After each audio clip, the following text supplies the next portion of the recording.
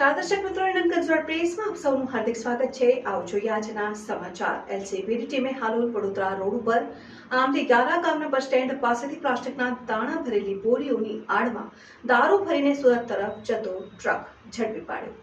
જિલ્લા local crime બ્રાન્ચના PI Krunal પટેલે માહિતી આપતા જણાવ્યું હતું કે જિલ્લા એલસીબીની ટીમ ચરોદ પોલીસ સ્ટેશન વિસ્તારમાં હાઈવે ઉપર પેટ્રોલિંગની કામગીરી કરી રહી હતી। તે દરમિયાન બાતમી મળી હતી કે એક ગાડીમાં વિદેશી દારૂનો જથ્થો ભરી ગોધરાથી વાયા વડોદરા થઈ સુરત તરફ જવાનું છે।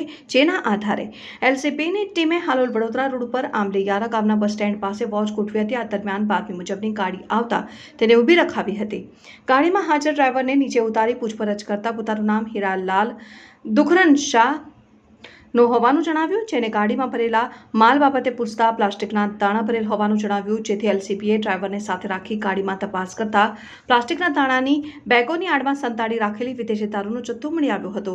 પોલીસે ₹3.83 લાખનો દારૂ, એક મોબાઈલ, 10 લાખની કિંમતનો ટ્રક તથા પ્લાસ્ટિકના દાણા ભરેલ બેગ નંગ 280 9.52 લાખ તથા બેરલ મળી ₹23.46 લાખનો મુદ્દામાલ કબજે કરવા સાથે ચાલકની ધરપકડ કરી હતી। જ્યારે વિદેશી દારૂનો જથ્થો ભરીને મોકલનાર તેમજ મંગાવનાર આરોપીઓને વોન્ટેડ જાહેર કરી તેમના વિરુદ્ધ કાયદેસરની કાર્યવાહી હાથ ધરી છે।